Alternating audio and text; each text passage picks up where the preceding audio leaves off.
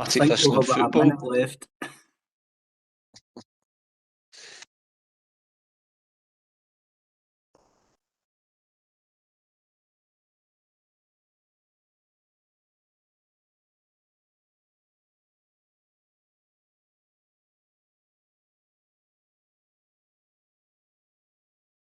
So that's us now live streaming. Okay, so we good to get started, everyone? Yeah, fantastic. Okay, so welcome to tonight's Motherwell Community Board meeting. I'm Aisha Khan, the chair for the board meeting tonight, so welcome everyone. We're just going to take some apologies. Can I just check we've got a minute taker? Ross, we did say we had someone there, someone taking minutes, and someone noted apologies as well. Aisha, it's me, Michelle. I'm taking minutes this evening. Brilliant, Michelle. Thank you. And Chair, I can give you a list of apologies, but I'll also send that to Michelle just to save her having to note everyone down just now, if that helps. I've currently got apologies from Councillor Kelly, from Dennis O'Keefe, from Elle Scott, and from Margaret Kelly. And we'll also check the invite list after the meeting to see if anyone else had responded, either just prior to the meeting or during it. That's great. Okay, thank you for that. So the action note from our previous meeting on the 30th of August, I was just going to see, Ross, if there was any matters arising that we want to address before we move on. Okay, Chair, we circulated the action note with the board paper, so hopefully everyone received a copy of that. There's no further updates to what was included on it. The only thing maybe to bring up was on the recorded actions. You'll have noticed we'd marked most of them were complete or ongoing, and I think Leanne had a breakdown of the 25% figures with regard to the training needs assessment for the community board programme. That I think it might have been yourself, Chair, that raised that at the last meeting. I'm not sure if Leanne's maybe want to come in on that, or... Yeah, we've got a breakdown of how the kind of makeup of the responses. So we had around 68% that were community representatives. We had around 25% that were partners from the North Lanarkshire Partnership, and then we had around 7% response from elected members. So that was from the people who we were able to identify as kind of belonging to a specific group, because when people came forward they only kind of gave their names and what area. So from the information that we had, we were able to break it down into those three stats, and I'm happy to send that over to you, Chair. Yep, that would be useful. Thanks, Leanne. Okay, so our next agenda item is Community Champions update. So Pam, can I bring you in just to give us an update? Thank you, and good evening, everyone.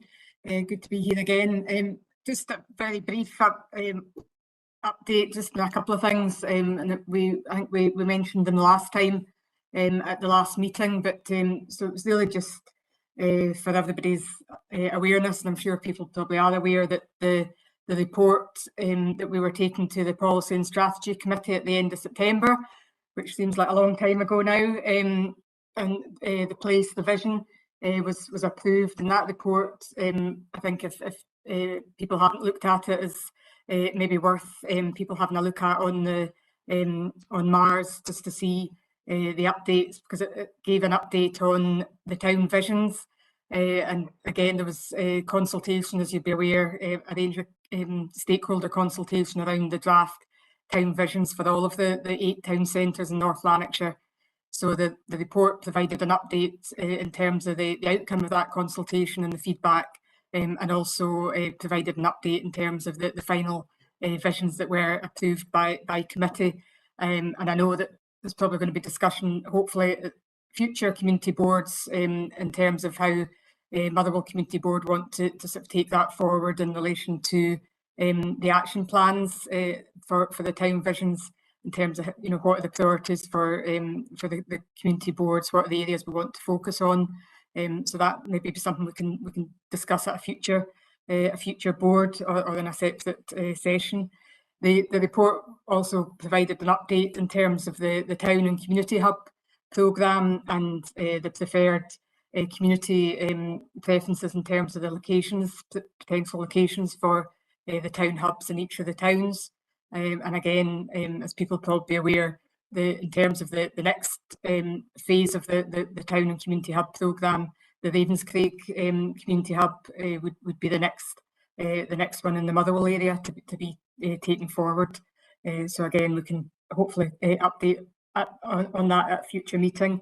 And also of relevance for the Motherwell Community Board was the update on the Parks Master Plan and the proposals for Strathclyde Park, which hopefully would be of interest to everybody. And there's already been significant improvements in the park and obviously future improvements planned over the next few years. So again, hopefully that's of interest. And the only other thing probably just to update the community board on is that we've just recently awarded the contract for the Muir Street improvements, and that's part of the City Deal programme and linked to the improvement works that are currently ongoing at Motherwell Station. So Balfour Beatty, who's the main contractor for those works at the station, is going to be the contractor to carry out the Muir Street improvements and upgrades. So we're hopeful that that work will start early in the new year and be completed next summer. So again, good progress, hopefully to see both of the projects for the station and Muir Street completed around the same time. The other thing, unfortunately, I was looking forward to obviously the meeting with the community reps in December, and unfortunately COVID played its hand once again, and we weren't able to have that meeting face to face, but we're hopefully now got a date for the new year, which I think was 17th of January. Those can keep me right. So we hopefully look forward to meeting with the community reps in the new year, just to get to know the faces and obviously hear a bit more about the work that the community reps are doing, or the community groups are doing, and what the priorities are that they see for the community champion and for Motherwell in general. So I think that was all I want to update, Chair. Thanks. Happy to take any questions if anybody wants to ask anything on any of those points or anything else that they think I should be dealing with. Thanks. That's great. Thanks, Pam. Any questions for Pam? Ross, you'd pop something in saying you would share a link with members. Yep. Yeah, just with the town vision report that Pam's referring to that went to the Policy and Strategy Committee, I'll circulate that. In fact, I'll circulate it tomorrow with any other updates from this meeting, and I'll send the links out to all board members. I'll also include just a little detail about the meeting Pam's referring to with herself and the community members, so that if MD's not been aware of that so far, they'll have a chance to join in with that in January. That's great. Yeah, and just to confirm, I think it is the 17th of January, Pam, and it will be hosted in our charity offices at Albert Street in Motherwell. So, yeah, Ross will circulate details on that. Yeah. Chair, you've got Dan Scott's got his hand up as well, Chair. Okay, brilliant. Dan, do you want to come in? Hi there. Hi, Pamela. I was just wondering if there was anything written about the Strathclyde Park proposals, if there was anything for the public to see on that. Yeah, Dan, again, there's quite a lot of detail, I think, in the report. It's a very long report, fair to say, when you see it, when Ross pops in the link, so that there's quite a lot of detail on the proposals for Strathclyde Park. In terms of the sort of the implementation phases, there's obviously the detail of that's not yet been agreed, but it does indicate what the next stages are, and that includes obviously the work around the cycling and the Velo Park and at the Bells Hill end. So that's certainly one of the first areas to be progressed. So there's detail of that in the report. Fantastic, thanks. Any other questions from anyone before we move on? No? Okay, great. So we'll move on to our input from the local community groups. And Dan, you pointed out a couple of agenda items that you wanted to raise. So I was just going to hand it over to you. One was the Meadowhead Road traffic development, and the other one was just an update on your own activities. So can I just pass on to you, Dan? Thanks. Thanks. Thanks, Chair. Yeah, the obviously over the last couple of years, there's been a lot of work carried out within the community, finding out the desires to and thoughts on developing Meadowhead Road, improving the traffic structure that was there. Lots of issues at the bottom of Craigneuk with flooding and lots of other stuff.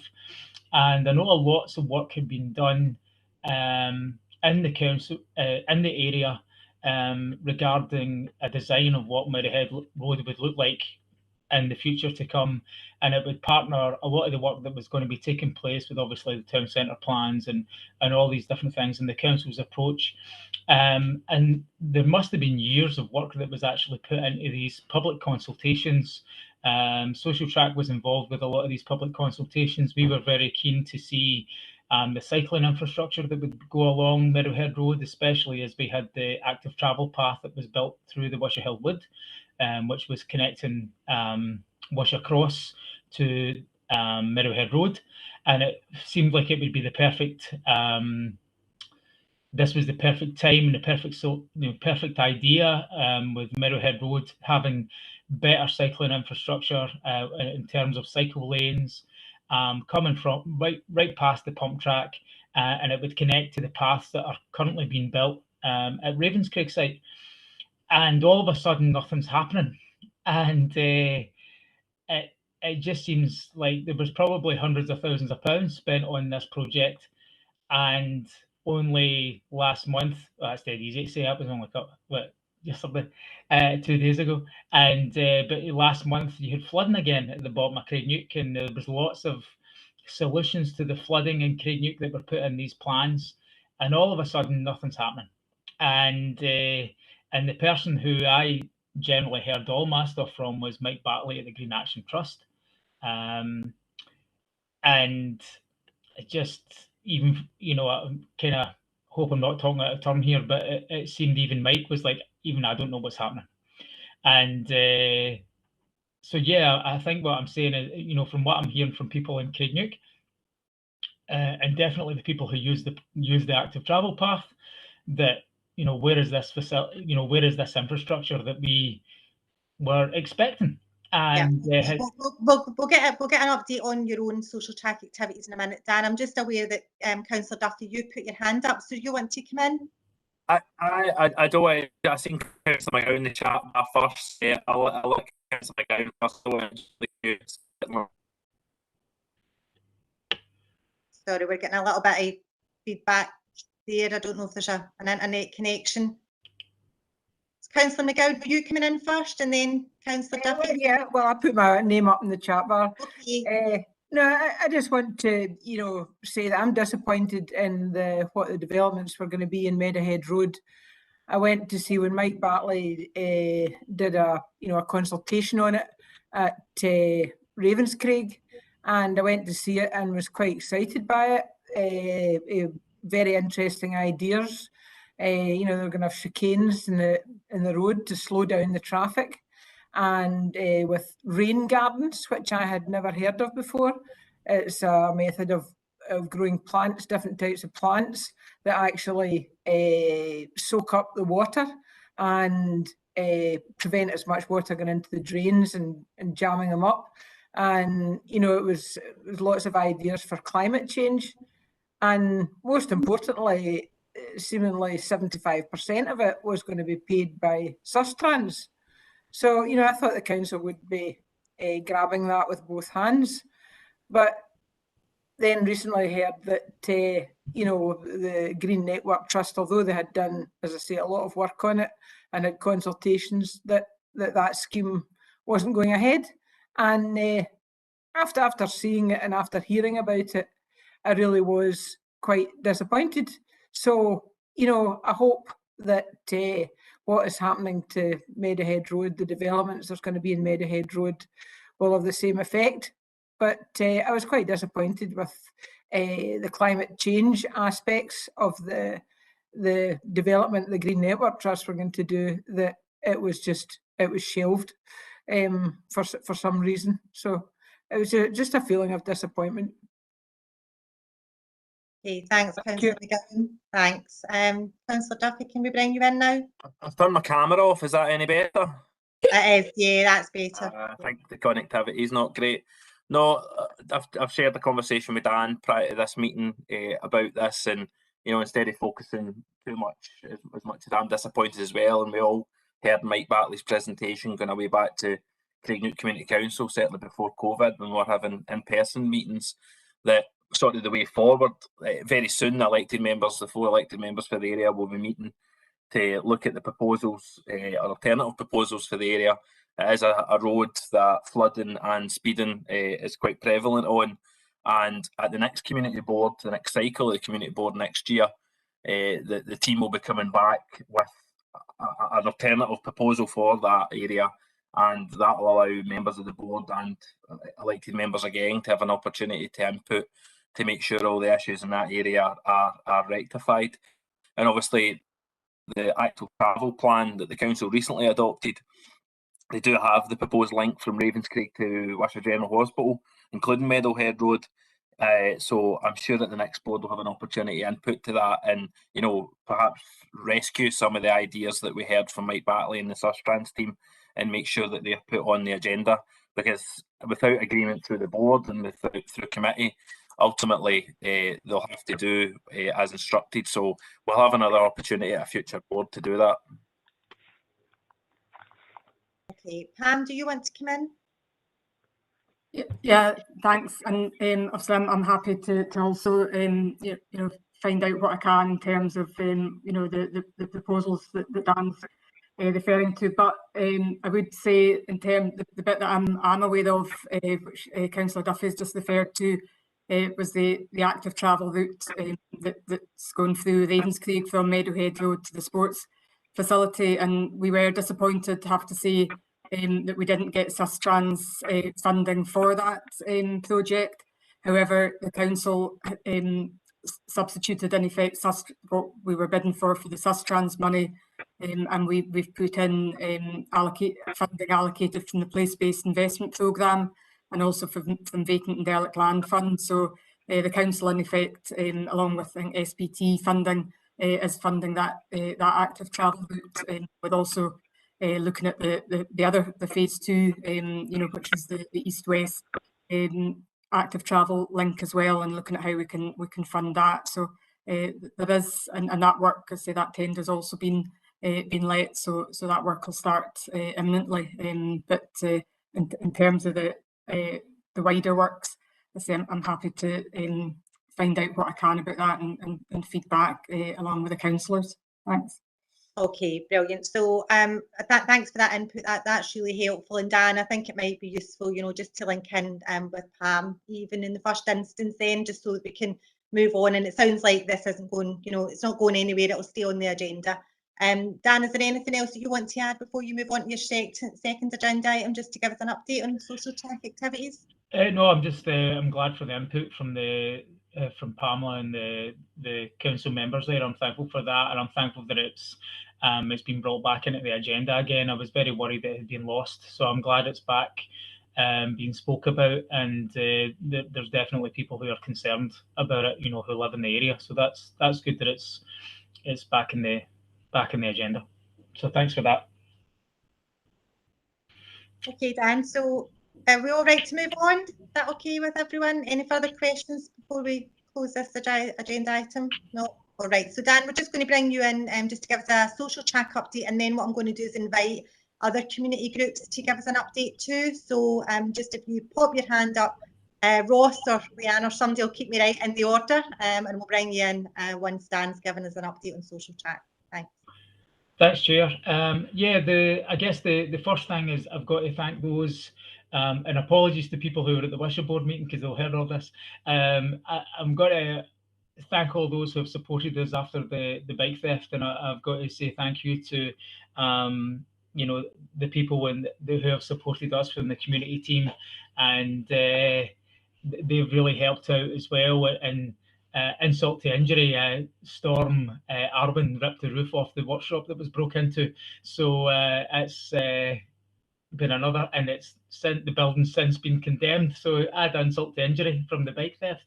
But I've got to say thank you for all the support that we've received from everyone who's got in touch and said after the theft, because it really was a real hard one to take. and it's really affected the community, and it's been quite humbling how much it's affected them. Moving on from that, one of the things that has happened recently is that there's a big desire to have more active travel sort of experiences for people. I think COP26 has really inspired a lot of community groups. I think a lot of them are talking about how they can active travel better, how they can make use of the routes that they've got. And in particular, the one group that has really inspired by this is the Coltness Community Council. I know they're technically Wishaw, but where they're talking about using all this stuff is in the community board. So they're talking about areas like Craigneuk, the Wishaw Hill Wood. They're talking about Glen Road, and they're talking about all the way from basically Craigneuk Street all the way to Cleland and to North Dryburgh Road. They're talking about all this space and actually using lots of stuff. So we're actually planning on doing weekly cycling sessions with the Coltness Community Council every Saturday morning.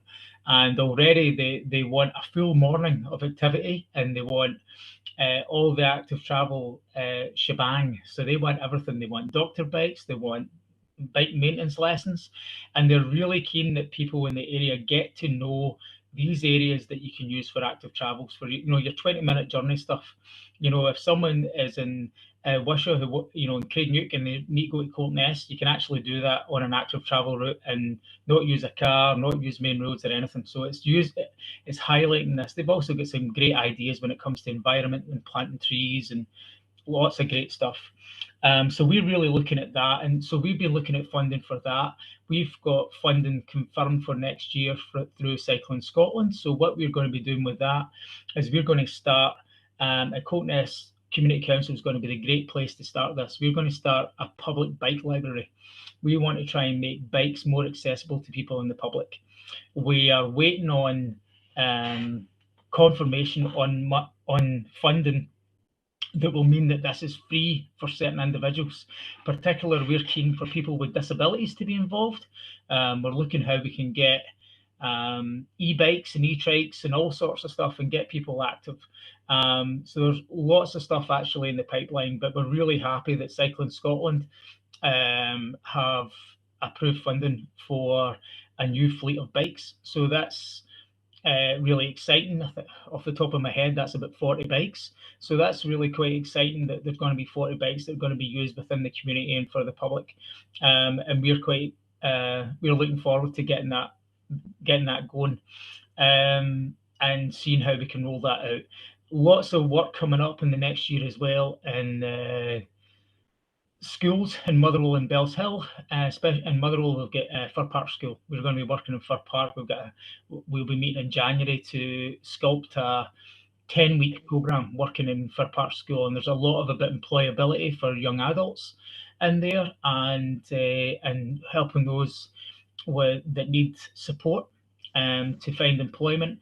And with all this lovely active travel stuff that we keep talking about, we're going to need more bike mechanics, more cycle ride leaders, and all that stuff. So it's a great opportunity that we can work with some young people and do that. What we're really keen to do is hear from Motherwell community groups who may want to take part. Richard, I don't know if Richard's here from Forgewood Community Housing, but Richard has contacted me, and he's really keen to get involved with some cycling programs, again with young adults, so 16 to 19-year-olds. He's really looking at working at and seeing if there's some skills we can build, and we're really keen to hear if we can hear any more. The Bellow Park that Pamela mentioned earlier is going good guns.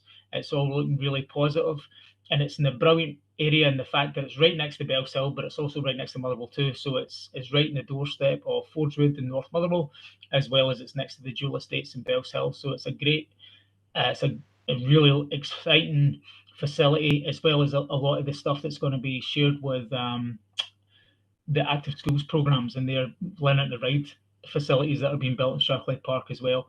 And I know funding's been approved for that as well, and I think some buildings already started, and there's already some improvements to the path in Strathclyde Park. So it's all really good stuff. So we're just, we're here, we're looking forward to a really exciting year, and we'd love to you know, see how we can work in partnership with community groups and see if we can, you know, big target on well-being for us. As someone whose well-being is not always great, bike always helps. So yeah, just keen to be working with others. Brilliant. Thanks, Dan. That's great. Thank you for the update. Just before I bring any other community groups in, I was just going to bring in Catherine Kilgore. You made a point on an agenda item, Catherine, about engine idling. So I was just going to bring you in just if you want to just give us a little bit more detail on that. Thanks. Thank you, Chair. I'm Catherine Kilgore from Crawford Street, Motherwell. Thank you for the opportunity to attend this meeting. I wish to highlight concern for the high numbers of people seen engine idling in parked cars in public places, in our streets, supermarket car parks, and parks such as Strathclyde on a daily basis. From my own observation, members of the public frequently, if not daily, violate this Road Traffic Act, Section 42 of the Act 1988. And again, from my own observations, they fall into three main categories. Parents who sit in their parked cars outside primary and secondary schools. Members of the public who sit in their parked cars at Strathclyde Park, for example, and supermarket car parks and potentially hospital car parks as well. Members of local businesses, taxi drivers and staff from maintenance firms, builders, merchants, etc. Now, I'm aware avoiding engine idling when the car is not yet in use is listed as a recommended action on the North Lanarkshire website to promote clean air. Now, in addition to this recommendation on the council website, I wondered whether it would be possible for North Lanarkshire Council and local community boards across the board to create local signage to be placed outside schools and in parks, for example, to endorse this message and to circulate and promote a public health message to all of these target groups, perhaps involve the local supermarkets, perhaps involve the school children, you know, in competitions for signs or whatever, to encourage avoidance of this engine idling behaviour when parked, especially for the sake of the health of all of our children and to promote clean air for all. I found it interesting that this topic has already been discussed in the board, and I don't know what's already been discussed, but also it's been aired on Radio 4 in the last few weeks when on the All in the Mind programme, if you can download the podcast and which shares research from Basel University in collaboration with the University of Kent.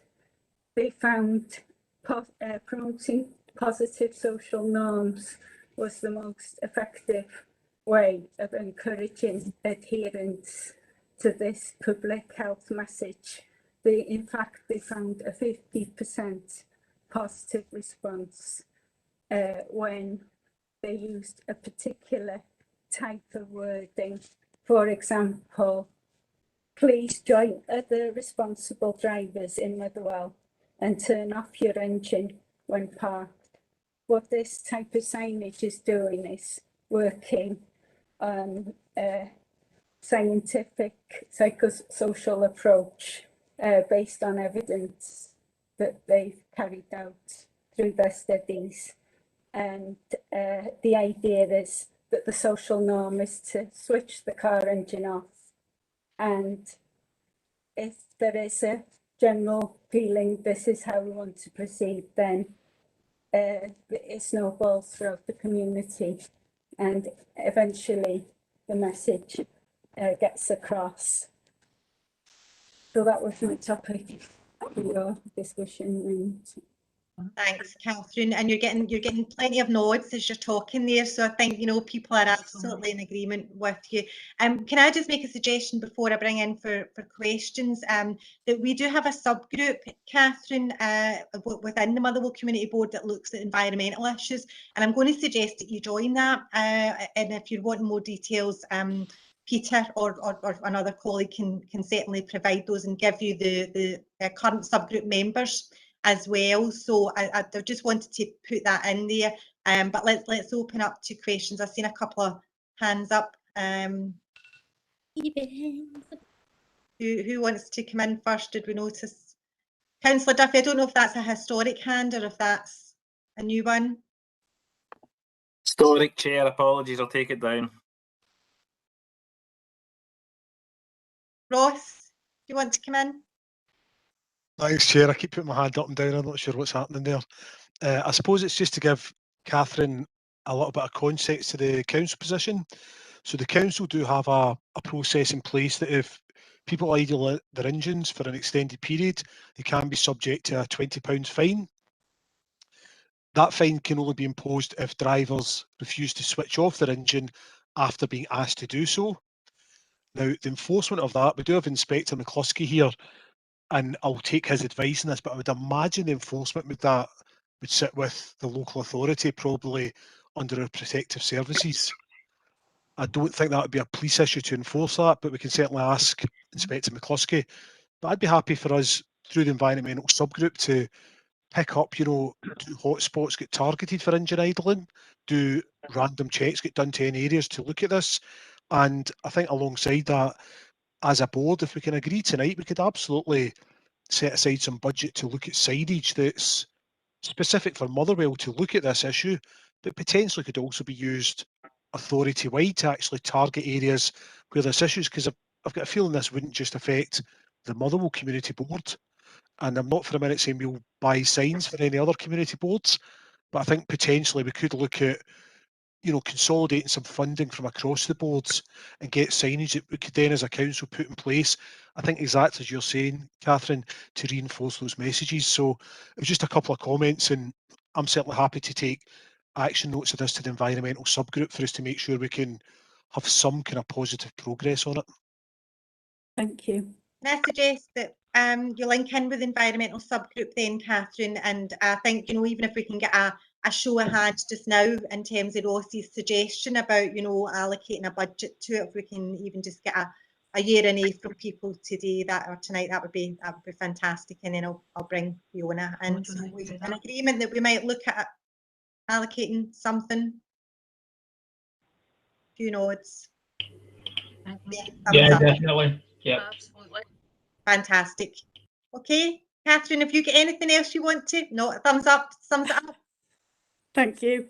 That's brilliant. Okay, so Fiona, you had your hand up, and Suzanne, did you have your hand up as well? You come in after Fiona. Brilliant. Okay. Hi, Anisha. No, I was just trying to let you know that I agreed with the last comment. All right, brilliant. Thanks, Suzanne. Okay, Fiona, over to you.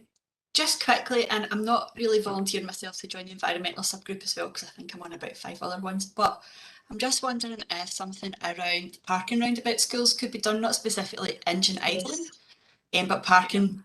Margaret, we're in the same boat. I live right across from a primary school. Yeah. It's super dangerous. Someone's going to get run down imminently.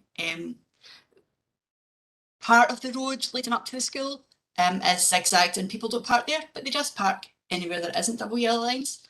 And I'm sure all my neighbours would agree that having some sort of parking restrictions there would be beneficial to us, because we'd be able to get in and out our house at school times instead of having to wait, or it was drastically reduced the chances of some child getting run down or hurt. And I don't know if that could be tagged on to Catherine's request about the engine idling as well. Margaret, what do you think? Brilliant. Yeah, Margaret, you had your hand up. Do you want to come in? Yeah, I'm totally in agreement with what Fiona's saying. The primary school, it's a very, very narrow road, and it's absolutely lethal where all the cars, the parents are parking, blocking the road. But on the back of what Catherine was saying, it's the specific wording on the signage is really, really important, and that's what has to be the attention needs to be paid with if the council are going to be making signage up with regards to putting, you know, the hotspots. It's the wording of this what goes on these signs, and I think Catherine, you need to look at that report because that's where they got the results, and it was the wording on the signs. So you need to pay specific attention to that if signs are going to get made up. But from Fiona, yes, we do need to look at outside St Teresa's Primary School because it's lethal, and I think the road traffic need to go down and have a look at that. And Keir Hardie Primary as well. And Keir Hardie as well, yep. Brilliant. Okay, there was a couple of hands up that came down. Was it just you were giving me a show of hands? I've seen Colin, you had your hand up, Ross, you had a hand up, and Councillor Duffy. Was it just a show of hands, or were you wanting to come in? I think Councillor Duffy might want to come in on this, Chair. Yeah, so obviously across the school estate, you know, Fiona's articulated a couple and she's bang on, but you know, it's an issue across the whole school estate. In fact, not just North Lanarkshire, but across the country and probably beyond. The council did recently approve the enforceable zigzags outside schools, and it's going to be a phased approach. Some schools have them, some need them installed in, but that will allow traffic enforcement to find people who are parking on the enforcement lines outside schools. So that is a step in the right direction. But in terms of signage and moving forward, I think it'd be handy for perhaps Ross or Pam to feed back into Nicole Patterson. There is currently a member officer road safety working group established within the council, and perhaps it'd be handy for the comments of the board tonight to be fed back into them, because ultimately they've been doing a pile of work to look at specifically issues around schools and road traffic concerns, and feed that back into them, and they could perhaps progress that into a committee decision, which will allow us then to move forward. That's great. Okay, so Catherine, happy? Yes, thank you. Okay, that's great. Any other last questions before we move on? Councillor McGowan, you're waving your hand at me. You want to come in? I'd put my name in the chat, and I was going to come in this. I just wanted to ask Ross, would it be the traffic wardens that monitor this? I totally agree with Catherine, and I'm on the environment subgroup, so be delighted to work on this in the environment subgroup. Good. I think on that, Councillor, I think I'll let Inspector McCluskey's here. He'll be able to talk probably with more knowledge on enforcement. I don't know that we actually call any of our employees now traffic wardens, just for clarity. But yes, we do have traffic enforcement officers. But I think I'll maybe let Jim come in and pick up just on enforcement, not only on zigzags where we can enforce them, but also people parking in a road where other people are perceiving it causing a nuisance or a blockage. Hi, how you doing? Sorry, I'm having audio issues. I think you can hear me all right, yeah? Yeah. Hi, sorry. I'll just go back to that Injun Island. Ross was spot on. Yeah, we don't have enforcement powers over that. That's with the council at the moment, even though it's under the Road Traffic Act. But in total agreement, it is an issue right across the sort of estates, both South, North Lanarkshire and other council areas in regards to that. And again, Councillor Duffy was spot on. It's every school across, I think, Lanarkshire, not just North Lanarkshire, have the issue with parking at both drop-off and pick-up times. In regards to enforcement, yeah, we would need the correct stripes in there, as we would call them, or zigzags. Usually the white zigzags weren't enforceable, and they were getting changed, and then they can become enforceable. In the past, what tends to work best is we'll have a presence down there, and then the school will get letters out to sort of the parents to advise that if they don't stop parking in positions which is not seen to be safe, then they will get ticketed for it, for obstruction or not safe parking. That tends to work. However, like anything, it works for an initial period, and then after months of us not being there, it does pick up again. But it's definitely something we can look at for them. And yes, we do have powers to enforce depending on what the car's doing and where it's parked, as long as the correct zigzags are in place. And as the councillor said, that they're going round and start to enforce that throughout the states. Okay, that's brilliant. Thanks, Jim, for that.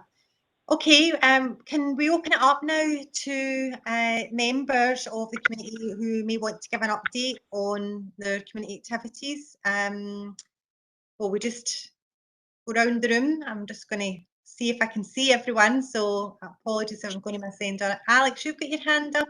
Chair, I was just going to say I had my hand up for the last point. Could I just come in a second? Yeah, Michelle, sorry, I never seen your No, hand it's up fine, there. it's fine. It's just, I think it's quite important for the engine idling that it's blocking roads, it's antisocial, but it's also a health issue.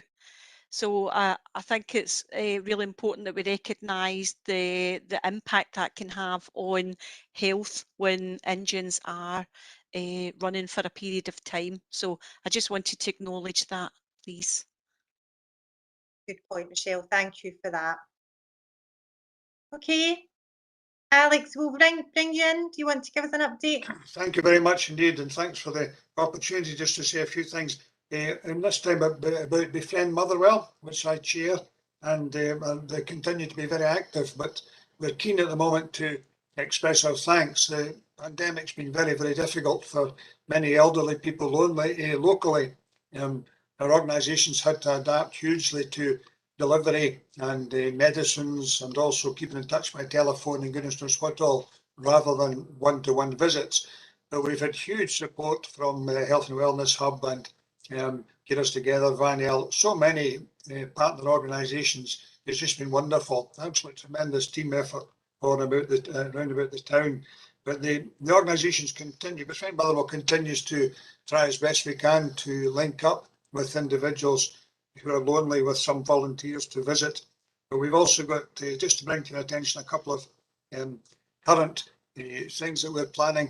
Normally this time of year we're looking forward to a Christmas party with a big hot meal and lots of Christmas fare and some crackers and so on. Not on this year, I'm afraid, of course, with the restrictions, but undeterred, we're having 2 Christmas parties. So the reason for that is we've to limit the numbers at each. So there'll only be about 30 or so socially distanced. Don't tell the Prime Minister, our parties are allowed because we take great care with them indeed. So we're going to have 2 Christmas parties with sandwiches and so on, rather than kind of the hot meals. So we're not going to be beaten with any pandemics. In the new year, we're hoping to pick up some of our other activities. But we do, we've started just a couple of weeks ago, every Friday, 1 o'clock till 2:30 at the Elsidanders Parish Church in the middle of the town, right in the precinct. Gates are open, and we've got an open door for refreshments, sing along, just social chat. And it's beginning to pick up quite nicely. The weather beat us one week, but generally it's picking up nicely. It's open to all, of course, for everybody, not just members. Anybody can drop in for some refreshments and some company on a Friday afternoon. We do have somebody who's playing piano and so on and inviting to sing along at the moment. And in the new year, we'll maybe restart our quite popular musical memories, where we try to help people generally, but also those with dementia, to come along and share in live music, live entertainment, and so on and so forth. So thank you very much indeed. I won't take up any more time, but I appreciate very much the opportunity just to say, acknowledge the huge work around the town, which was so heartening all the way during the pandemic over the last couple of years. Thank you. That's great, Alex. And I just want to say thank you to Befriend Motherwell as well, because, you know, they've done fantastic work during COVID and before, and will continue afterwards. So thank you. Appreciate that. Thanks. There's a few hands up, so I'm going to get somebody to just, I was paying so much attention to Alex, I haven't seen who's put their hand up first. So does anyone? I think, Chair, you've got Colin first to come in. Okay. Yeah, thanks, Ross. Thanks, Chair. And thanks, Alex, for the kind words. I work in North Lanarkshire Carers Together, and I would absolutely echo the kind of way that the sector came together, particularly at the beginning of the pandemic and throughout, has been really heartening. And obviously, it's really hit the elderly fairly bad. And one other group that the pandemic has disproportionately affected has been unpaid carers, and that's who our organisation look after across the whole of North Lanarkshire. But I just wanted to update the board on a couple of developments within our organisation that are specific to the Motherwell locality that might be of interest to some of you on the call. We were recently awarded a small pocket of funding from the Motherwell Consortium to deliver a bit of a pilot, a test of change within the locality to target carers from Black and minority ethnic groups where English isn't necessarily the first language, to make sure that any unpaid carers within those communities are able to get timely information on their rights as carers and have that delivered in their native tongue. So we're looking to develop that in the early part of 2022, and we'll be targeting particularly to work in partnership with the Syrian group in the Pat Cullen Community Centre and the African community within Forgewood as well. Secondly, there's been quite a significant investment made by Health and Social Care Partnership in unpaid carers. They've invested just under £300,000 to target a project that we're calling Carer Breather. There's a huge piece of research done at a local authority level with carers and also partners to identify what carers need and want to get a regular short break from their caring role. And that's really important in the absence of a lot of services and social care issues that are ongoing, not just in North Lanarkshire, but nationwide. So they took cognizance of that, they listened to unpaid carers' views, they invested £300,000 through the Community Solutions Programme at work at Van Ale. And a number of organisations were awarded funding to deliver exactly what carers said they needed and wanted to get a regular short break. And one of the projects that will benefit, in particular, the Motherwell locality will be delivered by Bazooka Arts. And they're going to be doing kind of arts and therapeutic workshops to 8 groups of carers over an 8-week block, face-to-face. And they're also going to be offering digital online therapeutic art workshops as well to allow the carers to get a short break from their caring role. And if there's any concerns around carers' mental health at that point, they'll get access to one-to-one mental health support as well. And thirdly and lastly, our team deliver carer-aware training to both community groups and also to health and social care staff, to frontline social workers, to ensure that they're all aware of what carers' rights are and how they can support carers to get right up to an SDS budget in their own right. And the invitation to receive carer-aware training was extended to all elected members by way of a MailChimp. I think it just went out in the last day or two.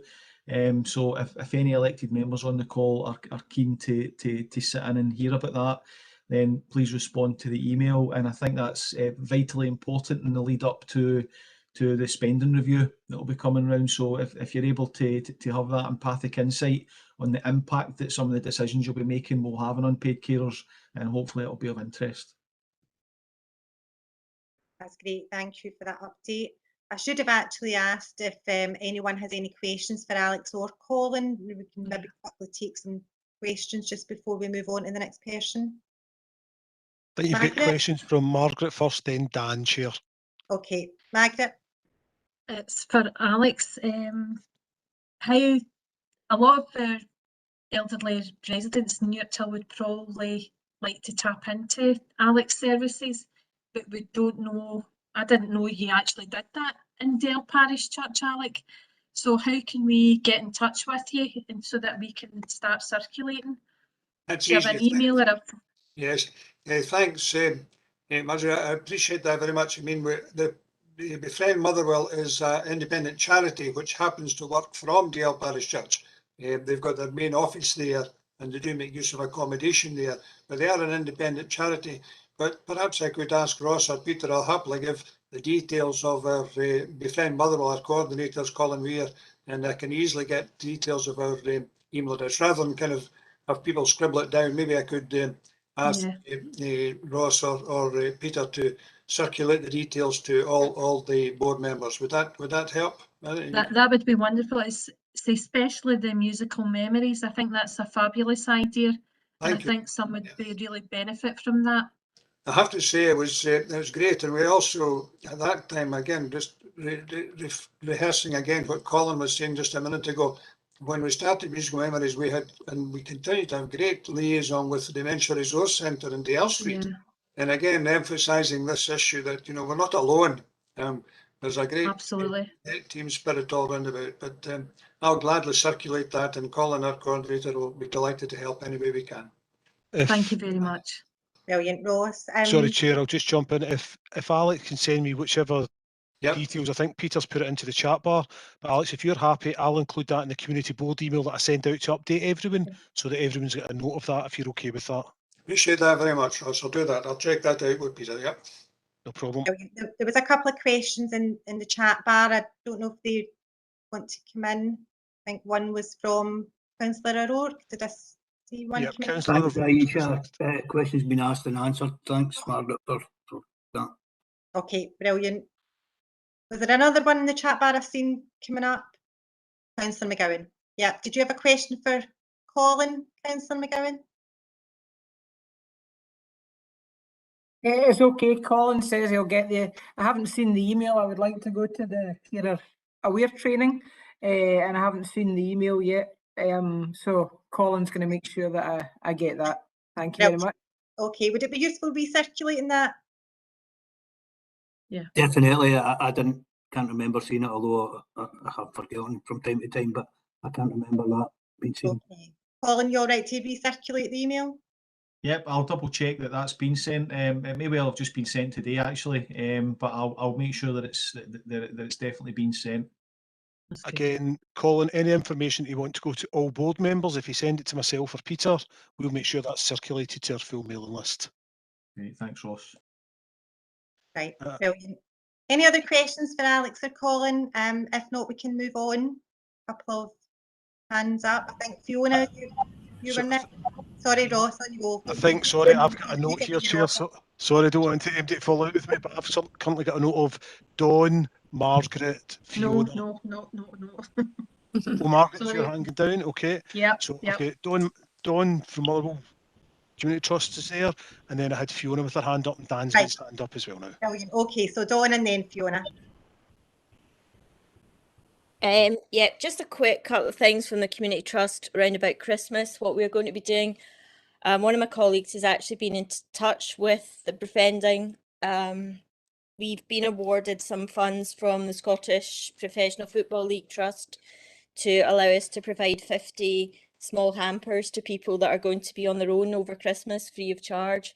So we're obviously going to do that in partnership. That'll just contain small gifts, tea, coffee, biscuits, soap, selection boxes, the usual stuff, just to make people feel like they're part of something over Christmas. We have today had notification from Radio Clyde that we've got some £35 vouchers to give out to local families over Christmas. Again, those would be Love to Shop vouchers, which can be used for food shopping, can be used for gifts for children, just to help families through that sort of tough time, and that'll be £35 per child per family. So I'm going to be working with Peter and Michelle initially to see if we can get these out to the families most in need. And again, we'd like to thank everyone involved in Connecting Scotland. We just ran an employability project for some young children that were a little bit disengaged from education, disengaged from stuff. And we were able to award them some laptop computers at the end of the course. They got SFA qualifications, SQA qualifications, and we're running more work like that if anyone wants involved. And the final thing from Motherwell is that we're going to be part of a big UEFA social return on investment study.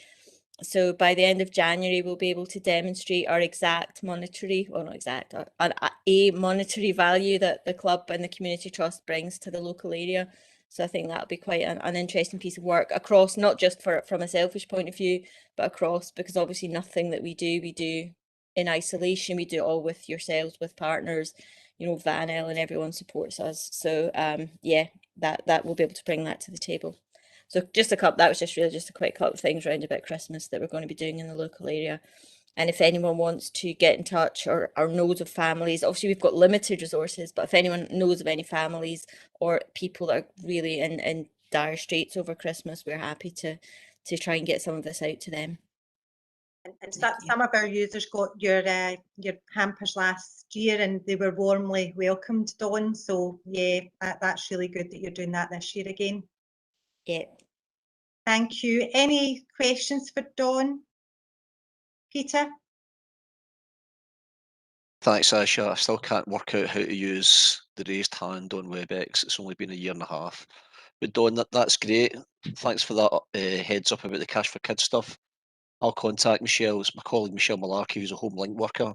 And I think I emailed you earlier on. She's got quite a few families in desperate need, so that is perfect timing. Thank you very much. No problem. Natalie, do you want to come in? Sorry, I also can't find the wee hand.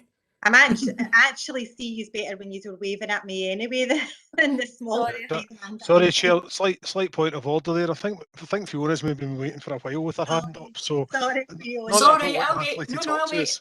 Okay. It's okay, I'll wait. Go ahead, Natalie. I was just going to say to Dawn that obviously I can get links with the health visitors for any families, because obviously they'll know some real families in need as well. So it was just to say if she's needing any link to the health visitors, just to let me know. That'd be brilliant. The more people we can be in touch with, the better, because we really need to get this out to the people that need it most. And if we need to subsidise it, then absolutely the community trust will do what we can. Brilliant. Okay, Fiona, you have been so patient, so let's bring you in. I've got a few wee things, not all of them specifically related to Community Action Newt Hill. I know that Dougie from Diamonds in the Community isn't here because he'll probably attend the Airdrie or Coatbridge groups, but I just wanted to highlight that they've also got their Christmas dinner on again this year, the free Christmas dinner that they had on last year, so they can provide transport and a free Christmas dinner to anyone from North Lanarkshire who's looking for it. I'm sure he'd be happy, Dougie would be happy to get any referrals or questions about that straight to him. The other thing was, and I can't remember if I've mentioned it on the town board meetings before, I've been taking part in some training through Motherwell College through this Flexible Workforce Development Fund, which is a government fund, training for small to medium companies and charities. And I think it's up to £5,000 worth of training can be accessed at absolutely no cost to the charity. And I've been on some really good ones. I've been on certificated leadership courses, courses about income generation and community engagement and strategy development, all sorts of stuff. The college did let me know that they're starting that, they'll be running that scheme again next year. If anyone wants any information on it, please feel free to get in touch and I'll pass on the contact details, because I think it's really worthwhile for us all. You know, it's something that charity sector certainly wouldn't have the money to access that kind of training independently, so it's good news for all of us. And just, Margaret, on your questions and Alex's comments about befriending, Community Action Newt Hill are actually working in partnership with Elan Befriending on a Newt Hill specific befriending project, if you like, Margaret. So we've got people who were on our radar already that live in Newt Hill. We've got people who've been referred to us from the local doctor's surgery as being particularly vulnerable and needing some support. So we'll work on that, develop that more probably over the next kind of coming months. But Margaret, if you've got anyone in particular that you know of that you think's vulnerable that might, you know, enjoy a wee befriending contact that live in Newt Hill, just let us know. Send us on the details and we'll add them to our list, and that's no bother at all. Will do. Thanks, Fiona. And Colin, just a wee thing for you. I didn't know if the carer aware training would be open to any other community groups, but if that is available at some point in the new year, then we would be really keen to take that up if that was possible. And of course, we'd link in. Absolutely. Yeah, it absolutely is, Fiona. It's available for any third sector stroke community group, and also carer groups as well. So if there's any groups of carers who meet, you know, whether it's at the Dementia Resource Centre or any of the anchor organisations, then it's open to them as well. That's good. I'm just kind of conscious that we signpost a lot of people to you, and I would kind of like to know, you know, if we can front load any work, then it would be better all round. And the very last thing, sorry, the dog's barking because there's somebody at the door. The very last thing is that Community Action Newt Hill are hoping, touch wood, COVID allowing, to start back all of our activities around the 17th of January, maybe a bit later depending on the COVID situation. We have got a couple of new activities, so our existing try to go through the days of the week and see what we've got on. So our existing mother and toddlers group, unfortunately, we've had to drop that for now, but we are running a story time group for toddlers instead on a Friday morning.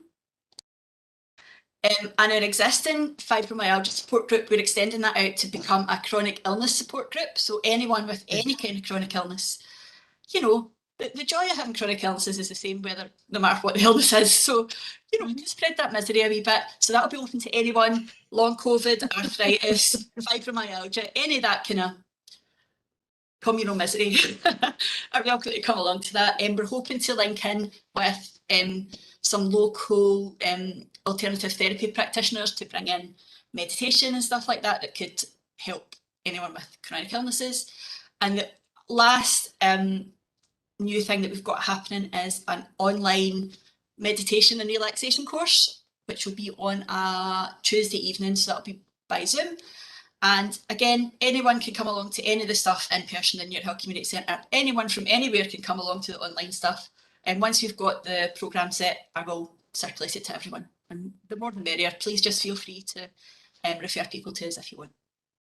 Brilliant. Thank you, Fiona. Good to have you back. Ross, you had your hand up, and then Margaret. It was just very quick. It was really for Alex, just when he was talking about his sort of Friday musical memories. Alex, I'm not sure if you've ever linked him with North Lanarkshire Heritage Centre or the North Lanarkshire Council Museum Service. I know that previously they ran sessions called Memory Lane, and it was things relating to not just people with dementia, but looking back on historic Lanarkshire and just, you know, bringing those memories to fore. Have you ever linked in with them to look at any activities that they could perhaps do with you? It's a good thought, Ross. I mean, we know the Heritage Centre very well indeed, and also quite the Heritage Society members too. We've had quite a lot of liaison over the years, perhaps because the church building's located in the town centre and there's a lot of kind of co-membership there. So we've done that. In terms of befriend Motherwell, we could well, it's a thought to make better use of that when I think about it, because that resource in the Heritage Centre is very good indeed. There's a lot of good stuff going on there. So I appreciate that suggestion, and I'll pick that up with Colin tomorrow. And that. Thanks again. Okay, Margaret, you want to come in? You've got your hand up. Sorry about that, my phone Right. went off there. It was just a quick shout out to one of our other local groups within the village, Heather's Heroes and Yams, and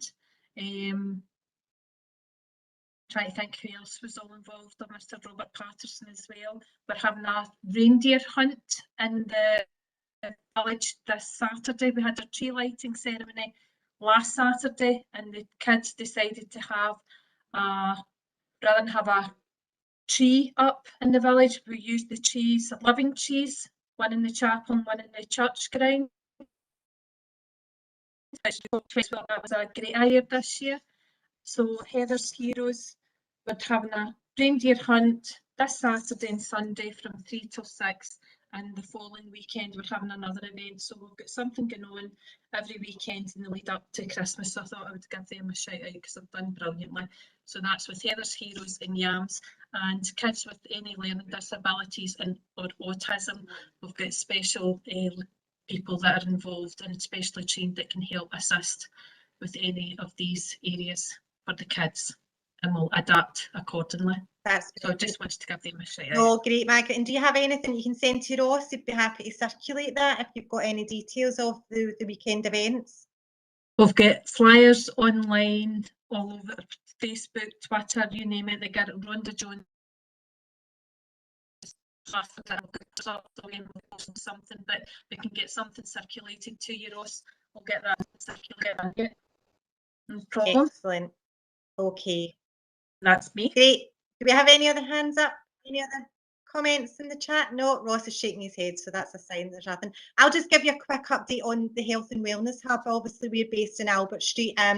We are back, our services are back, so we're running all our classes. We've got yoga, tai chi, Pilates, Zumba, we've got a number of different activities running. We're also now subleasing our room upstairs upstairs, which is great because we've had that line empty. And we're also now promoting our space as a studio space. So if you know any groups or any fitness instructors or anyone else that's looking for a lovely space, we managed to receive some funding to do that up. So we're renting that out as a commercial space, rentable space within Motherwell now as well.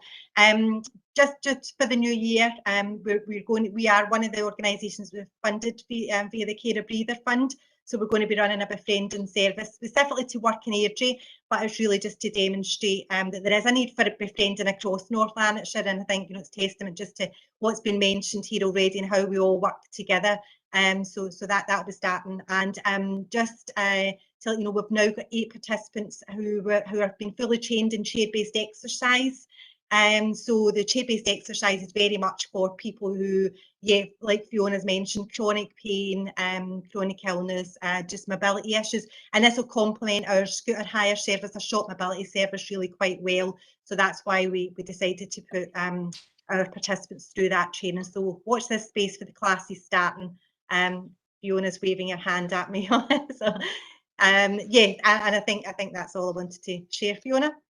I was just going to add to that, we might then be interested in getting some of your chair-based exercise instructors into the chronic pain group, or the chronic illness group. So I'll be in touch with you about that. Fantastic, good stuff. Okay, are we all right to move on? I'm aware of the time, so we do still have a couple of agenda items. Any last burning questions before we move on to the next agenda item?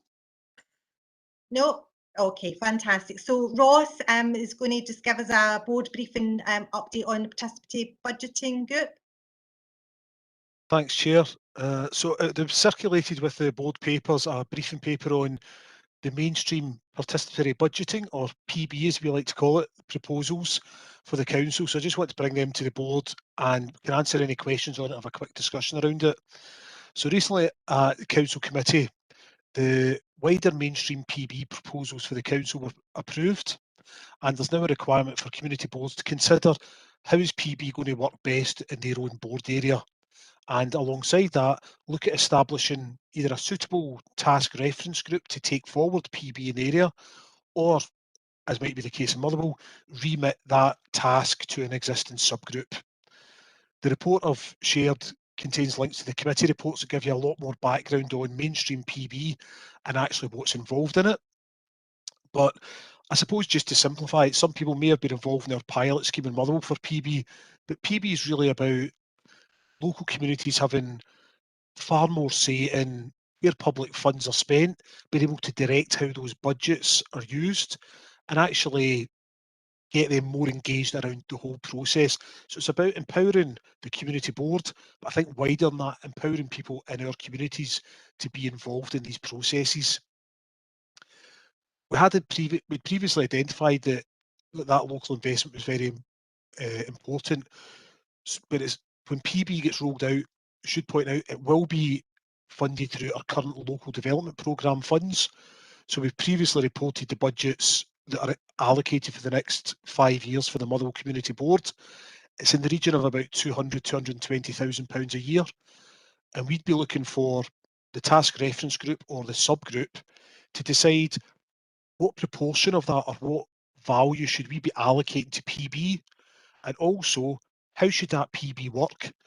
It's not about a one size fits all. It's not about us coming in and saying this is what you need to do as a board.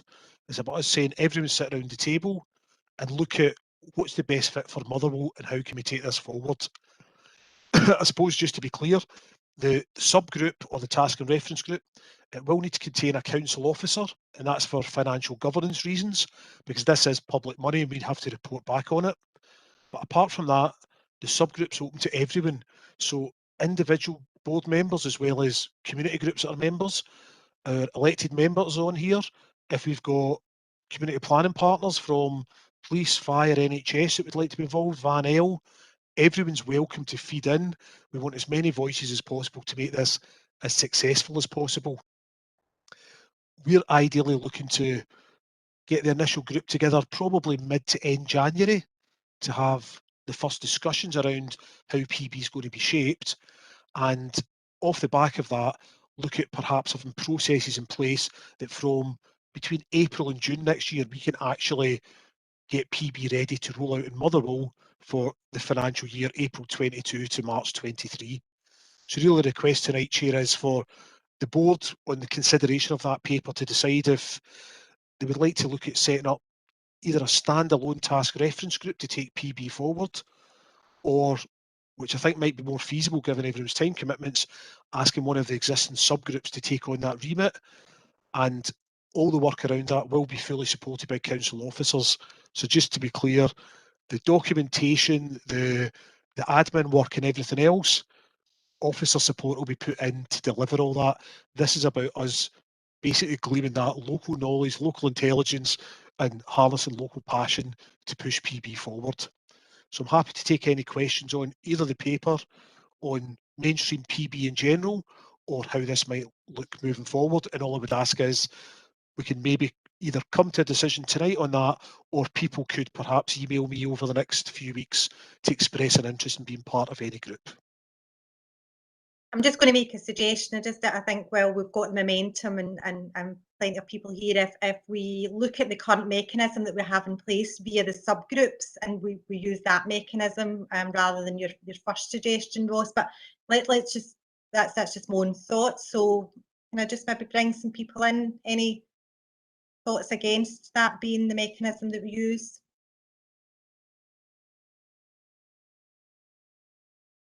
No. That's what I like to see, Chair. I think, as we said in the report, this is very much about each board working out what works best for that board. So it's not prescriptive. We might end up with 9 different versions of this across the authority, and we're quite comfortable with that. So my only concern is that as a Motherwell board, we get the best fit for us, and we've got quite active subgroups. So to me, it makes sense that they take that on. Okay, consensus at work, as Peter says. So that's thumbs up from everyone. Okay, so I'll maybe take away from this, if you're all in agreement, that we'll pass this remit to the community engagement subgroup, and myself, Peter and any other relevant officers required will work with that subgroup to start pulling together the shape of PB for Motherwell and how that's going to be moving forward. Okay, fantastic.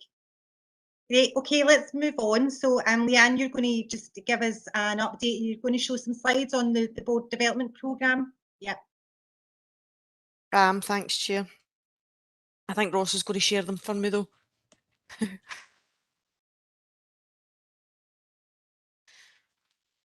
you just move on to the next slide, please, Ross? Start with that. So, community board members will remember that over the past few kind of community board meetings, there has been some updates given on the agenda. It says on the community board development sessions, but it's actually a development programme.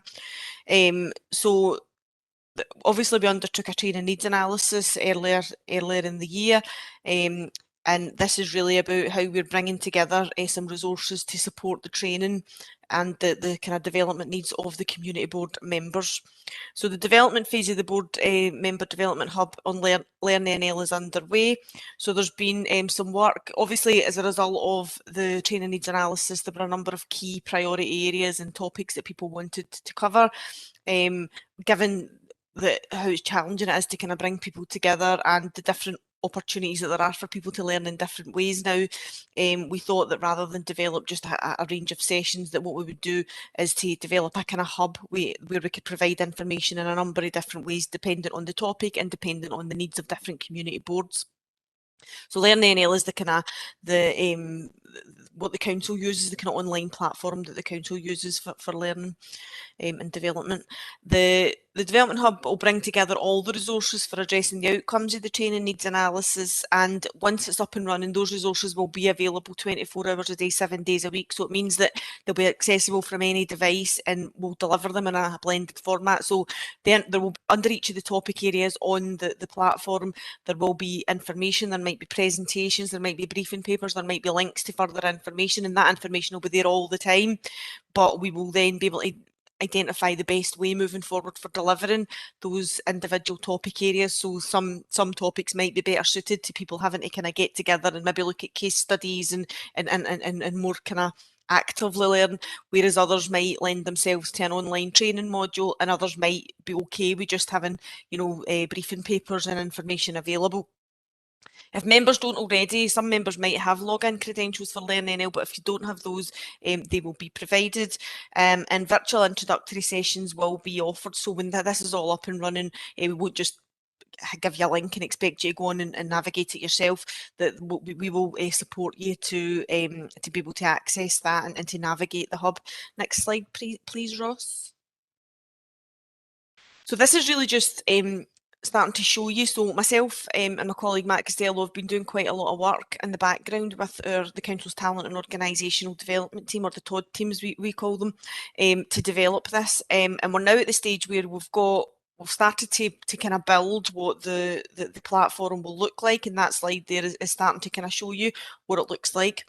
And we've started to assign kind of subject area specialists, I suppose you could call them, to each of those topic areas, and that might be from council services, or it might be from partner agencies or voluntary sector organisations, and we're just starting to identify who would be best placed to sort of build that information that sits behind these tiles. So you'll see there that the tiles can align to the subject areas that came out of the training needs analysis, and if you were to obviously click on a title, it would take you into the resources for that particular subject. Next slide, Ross.